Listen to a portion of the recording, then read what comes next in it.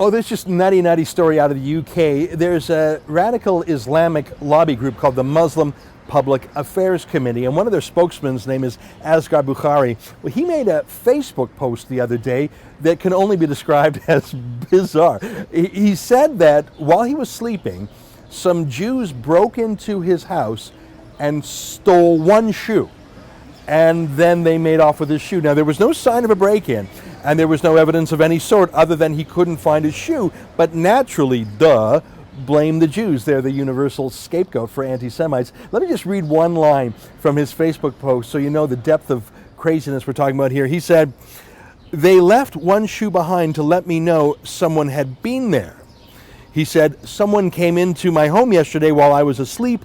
I don't know how they got in, but they didn't break in. The only thing they took was one shoe." You know, people lose things all the time. I lose my keys about once a day, and I don't blame the Jews, let alone when there's no sign of break-in. He actually put this out there. Now, he was ridiculed on Twitter. Mossad stole my shoe, and there was lots of suggestions of where the shoe was. Maybe your dog ate it or something like that. There's two things I'd like to say about this. The first is how prevalent anti-Semitism is, of the Jew that is the cosmic source of all evil and all trouble.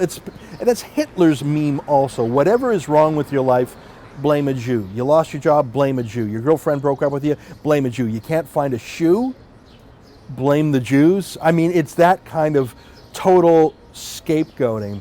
It shows how stupid this Bukhari is and his Muslim Public Affairs Committee, but there's something else it shows.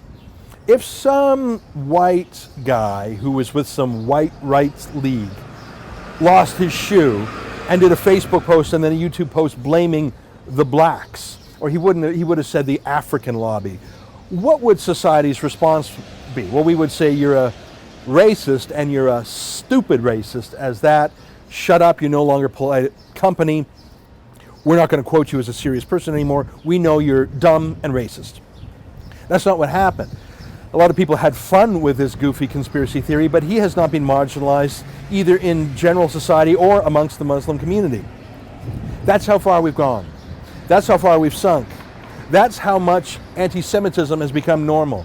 That's how much radical Islam, which is with its anti-Semitic conspiracies, has become accepted in the West.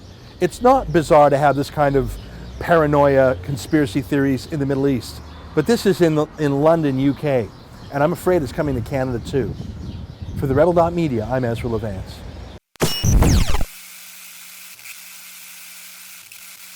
Thank you.